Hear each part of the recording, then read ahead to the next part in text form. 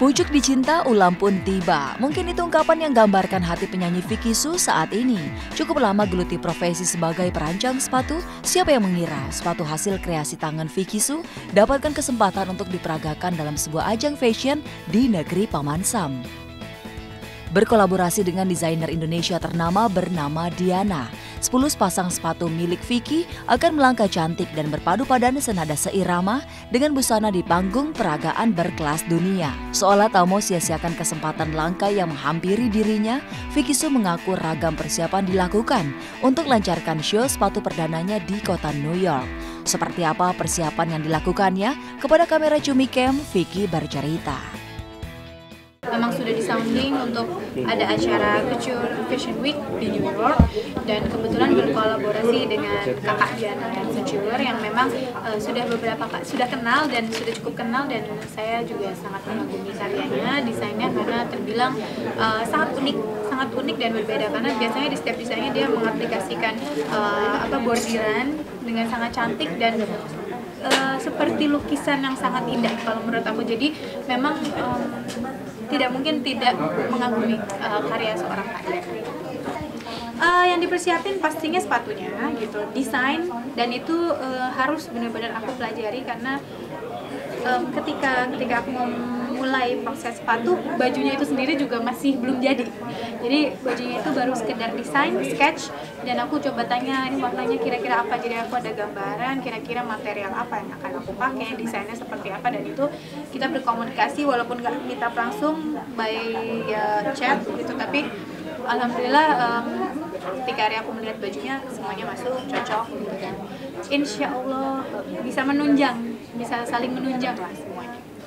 Sebetulnya sih kalau untuk sepatu ini sendiri memang dari dulu aku lebih banyak menjual untuk customer di luar negeri, karena mungkin tipe desain sepatunya, dan dari setiap desain itu pun aku benar-benar mengatasnamakan Indonesia, dan tidak hanya penggunaan misalnya material itu tidak hanya kulit ya, jadi misalnya ada kain-kain tradisional Indonesia yang diaplikasikan dengan kulit gitu-gitu. Jadi kalau untuk kali ini di acara ini ya semoga nanti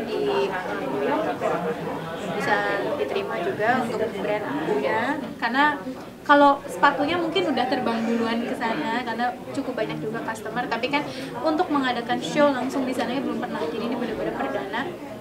Ya semoga makin lancar lagi deh.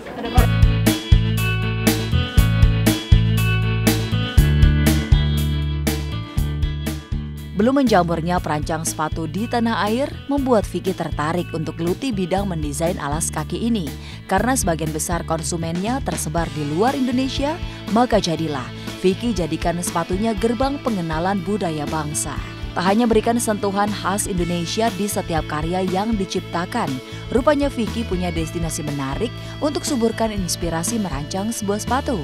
Mau tahu tempat yang mengunggah daya imajinasi Vicky dalam berkarya? Berikut liputannya. Kalau dari dulu aku nggak pernah melihat sesuatu atau produk lain sih. Jadi apa yang ada dalam otak aku desain.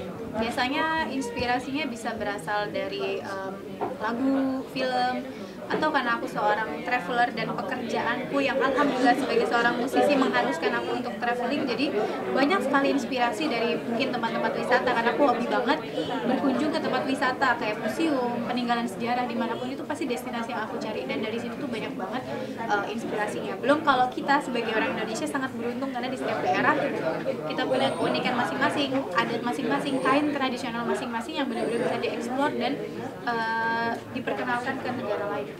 Dengan mempelajari itu kan kita bisa memperkenalkan kebudayaan Indonesia keluar, bisa berdiplomasi juga, dan kali ini aku memilih jalur berdiplomasi melalui brand sepatu aku, dan juga aku sebagai seorang musisi bisa memperkenalkan kebudayaan Indonesia di luar negeri.